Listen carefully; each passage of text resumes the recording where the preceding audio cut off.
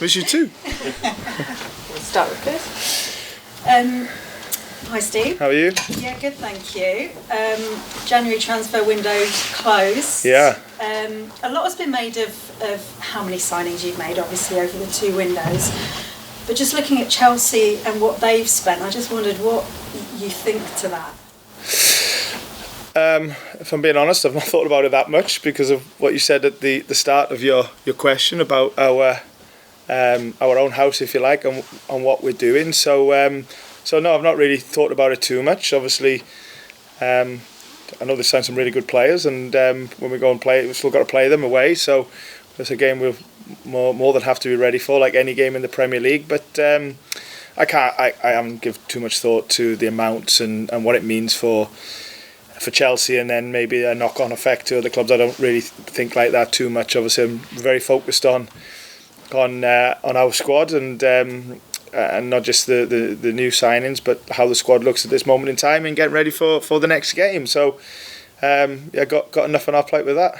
Does it show though just how competitive this league is when you've got established Premier League clubs still able to spend that kind of money and add to their squads in that way? I don't think about I don't look at it like that too much. I just think that every team that we come up against, you have to be more than ready to be at your best. And us being back in the Premier League and new to it again, you have to quickly see the differences from being a promoted team and what you have to adapt to, and maybe what you have to trade off in terms of how you approach games and how you want to play. So we know we're in the toughest league in the world. We know that maybe what comes with that is big investment in certain areas and stuff like that. And what that means for me as a football coach is every time you play a game, you have to prepare your team to come up against an extremely talented and well coached, athletic team with good ideas. And because of that,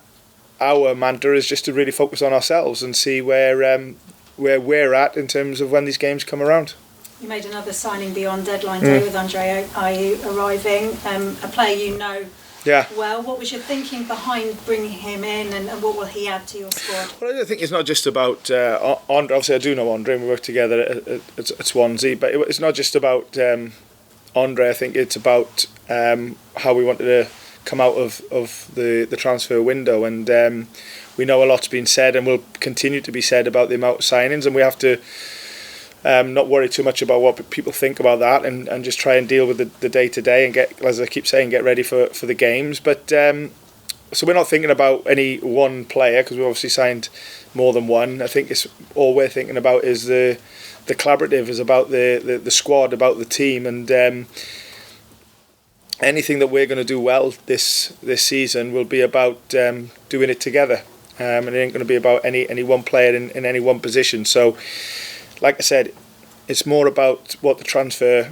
targets were in terms of what we wanted the squad to look like when the window closes. We had a few sort of diversions, if you like, because of the injuries that were picked up just before and during the transfer window, and we've had to deal with that as well and adapt and try and manage it. But regardless of what we think of the transfer window, and I always focus on who we're working with today, which players do we need to coach, what will the game preparation look like for the next game, and go from there, and that's just how we are. Are any of your new signings ready for action this weekend? Yeah, definitely, yeah. I'm not sure how much they'll play, if at all, but certainly some of them will be ready. Can you tell us which ones, or who might? No. No, listen, like always, like I said, it doesn't matter whether players have just arrived or whether they've been here from the start of the season. What matters is about preparing a team and a squad to go and play Leeds on Sunday, and the greater good of the team and the squad is more important than any individual, because that's just where we're at. And we've quickly learned that in this Premier League, you really have to be together in every way, shape or form, in how you play and how you behave, how you get along as a team. And what is good, I think, now is that the players that have joined us through the window, and it wasn't just about the last day. There's some players that joined earlier than that in the transfer window is they join in a more joined up dressing room, because obviously that's developed since the summer. And as I've said week in, week out, this has been a fantastic atmosphere and a very motivated culture all through the season, and that's been after some difficult moments, results, performances, and also some good results and performances as well. So we're all very motivated and focused to do well. But I have to say we're really enjoying working with each other, and the atmosphere and the culture is one that's really good to be part of, and we're obviously lucky to play and work at this football club, and for as long as that lasts, we will always be we'll always respect that and represent it as best we can. But when here at the training ground, when the doors are closed, it's a good place to be, and we've got to try and take that spirit into games because we're going to need it. Somebody who has had a difficult time, Lewis O'Brien. Yeah. Can you tell us the situation there? Yeah, really frustrating, because Lewis is a player that we like, and a player that works very hard and is a good guy. And obviously through conversations we agreed that he could go on loan. And after making that decision, and then two things happen: you let the player go, and he goes and has hopefully a positive experience. But then you plan around his departure and 25-man squad and all that sort of stuff. So for that to happen, where there's no fault in Nottingham Forest, we did everything in very good time and very correct in the processes. So for him to be let down in the way he was at the end is a problem that's ended up back on in our training ground, and I feel for the lad. But we'll find some solutions for him. We'll look after him. We won't let him down, that's for sure. We treat our players better than that, and hopefully we can find a good solution for him, because he deserves it. In terms of your team coming into this weekend, Jesse Lingard had the issue the other night against United. What's the situation with him, and have you got any other fresh injuries or people returning? No more fresh injuries from. Obviously, Jesse is an injury from the United, although he didn't quite make the game, as we all know. So frustrating for him, and obviously that's with it being only Friday today and the game on Wednesday, that's still settling down, so we're not quite sure the extent of that. And apart from that, Jack Colback is back with us after an illness, and apart from that, we're as we were. So as I say, we have got injuries, but I don't want to talk about it. I only want to talk about the lads who are available. That's where our focus is. That's where our commitment is. And we're preparing as best we can, and knowing that there's a tough game coming up against Leeds. I guess one thing I can tell you is we've got to the bottom of Ryan Yates, and he'll be back with us training and playing in hopefully 2 weeks, maybe a touch longer than that. So that's good. At a bit of an illness that we had to get to the bottom to. Or the bottom of, I should say, so that's positive. So it'll be good to have him back, and apart from that, we're dealing with the injuries as we go along. So, but as I said, don't want to talk about the injuries too much. Only want to talk about the lads who will be ready to play on Sunday, and what a good game to look forward to. All the best. You too. Thanks, Kirsty. Hi, Stephen Kane. How are you? A lot's been made about the number of signings, but in this particular window, are you pleased with the amount of Premier League quality and European experience you've brought in terms of leaders? I think of John Joe Shelby, Chris Wood, Andre Ayew. These are players with lots of Premier League experience that's going to stand you in good stead.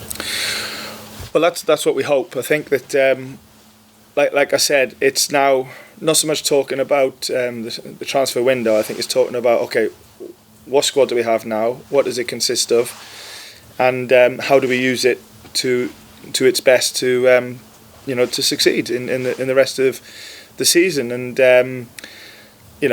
when a transfer window closes, there's always some things that are done that you would have liked to have done, some things that didn't go to plan, and everything else in between that. So I think what's important is not thinking about how you feel about a transfer window. What's important is how you think about the squad that you have, and trying to get the best out of them now going forward. So for sure, I think we have a good balance of what you just described with experience and leadership and a little bit of know-how.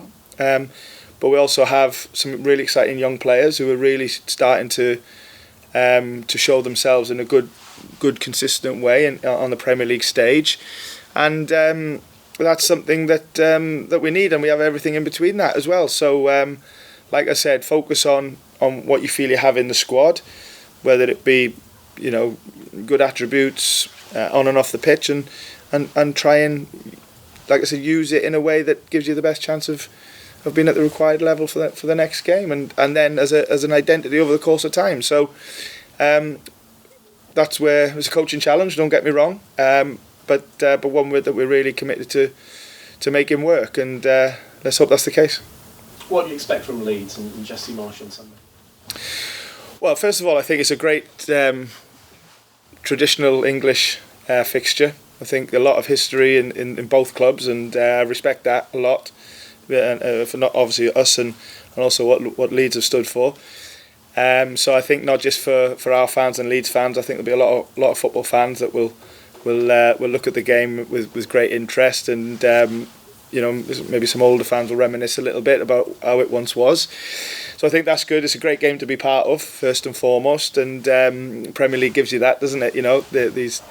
These games. So, and yeah, Leeds are very well coached, and a clear way of playing, and athletic team, dynamic team, no doubt about that, with good tactical ideas, and it's something that we're obviously mindful of, as we are with every opponent. But we have to go in there, following from Kirsty's question, into the game thinking about how we can have the biggest impact in the game, and how we can succeed. So for sure it's a game that we have to be ready for, and obviously we've had the cup tie in the week, and they would have had a full week, and so all of these things can play a part, but we've just got to make sure that we're really much at our best, and we're at home, and in terms of 3 points, it's all to play for, and we're looking forward to it. With 2 games against United aside, how pleased are you sort of post-World Cup with the team's forms and the team's efforts? Because it's been okay, hasn't it? Well, I think, yeah, but I don't think it's a time to be talking about. I always feel when I answer them questions, you're talking like you're at the end of something, and we're not. We are right in the middle of a busy period, which does, in terms of game schedule, quieten down a little bit after Sunday, because there's only one game a week for a while. But we've just come out of a busy period with a lot of cup games as well, and had to adapt a little bit with a little bit of turnaround in squad through injuries and new additions and things like that. So we're just constantly trying to improve every day. We're not looking further than the next day and the next game, because I think if we look too far ahead, then we won't be focused on what's right in front of us. So that's just where we're at. We know how we want to work. We know how we want to play. We know the culture that we want to exist in amongst the players and staff, and the behaviours that we want to be shown. So we're always every day comparing back to that, and we feel if we get it right, it gives us the best chance of winning games and playing well, and that's ultimately what we want to do. But in terms of where do we feel we're at, I just don't think it's something I think about too much, because I think that maybe we could have thought about that after the start of the break. But the next time to think about it is at the end of the season, and we're far from that. Thank you. Thank you. Hi, Steve. How are you? All right, mate, thank you. Just a quick one on Lewis. Who did let him down? Well, it wasn't us, that's for sure. And even though we've ended up with the problem, it wasn't us. So it won't take a genius to work out what's happened. So I hope some questions are getting asked over there from your colleagues in Lancashire. But like I said, we will look after Lewis. We won't let him down, and we will try and treat him like a professional footballer who works hard and cares about his career. We'll try and treat him as best we can. I don't want this question to come across as stupid as it sounds, but how is he feeling after all? He's frustrated.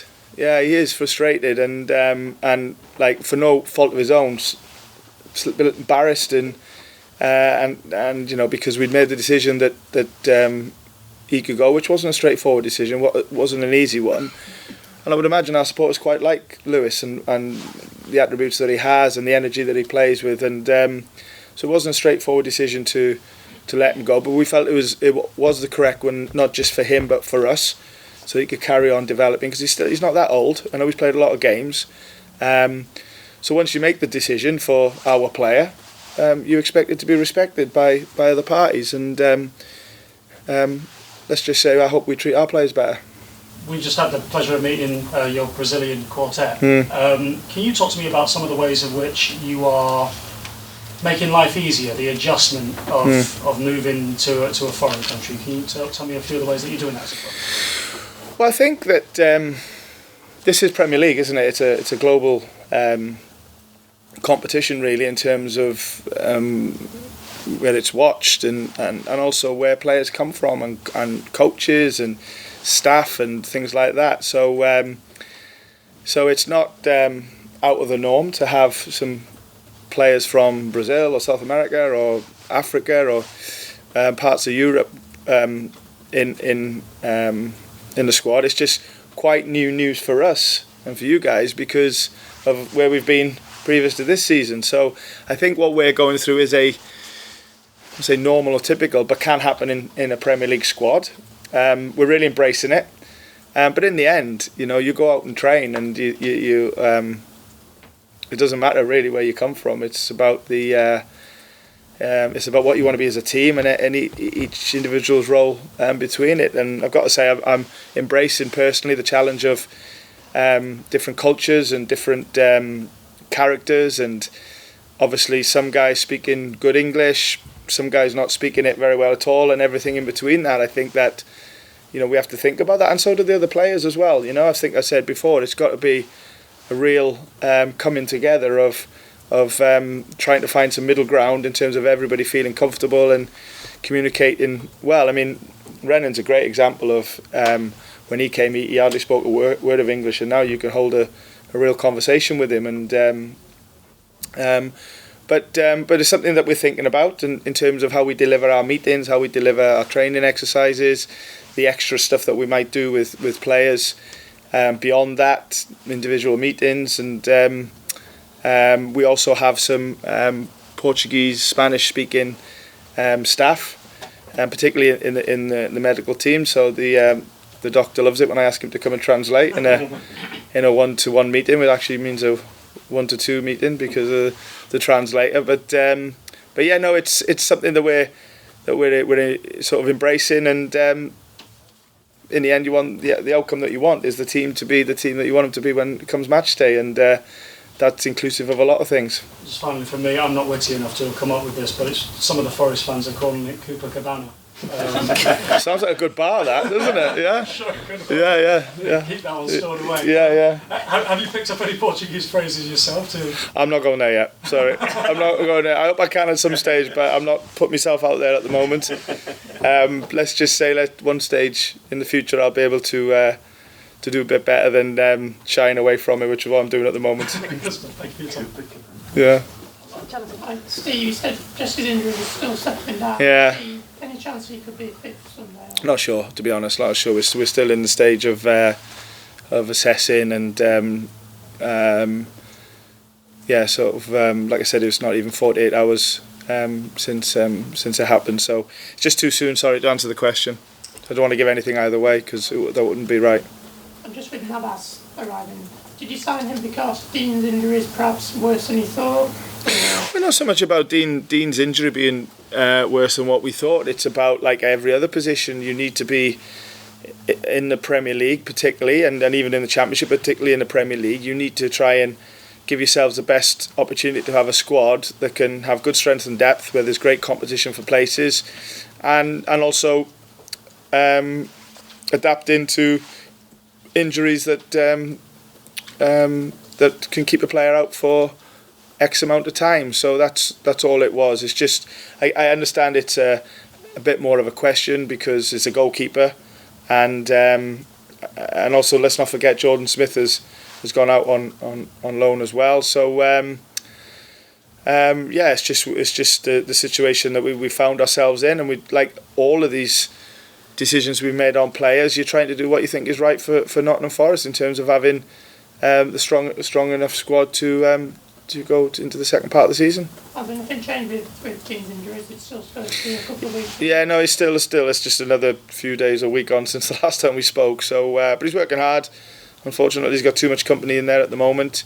But at least they can push each other in terms of their own individual rehab. And like Dean and all the others, the sooner that we can get them back without risking them, the better.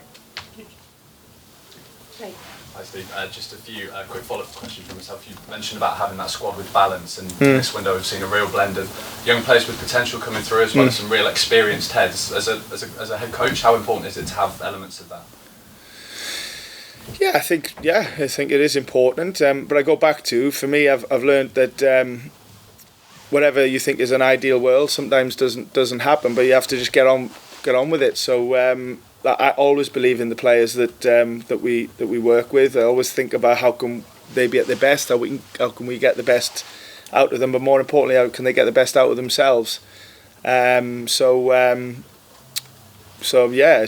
me, it's just about working with the players that you've got and try and committing to what I just said. You're right. We do have some good experience, but we do have some young guns sort of trying to really sort of excel on this big stage the Premier League is, and we're enjoying working with all of the players, and some we're obviously building relationships with now, and some we're having to manage a little bit because they're frustrated with injuries, but it's just the normal sort of coaching challenge that we have, and every manager will say the same, I'm sure.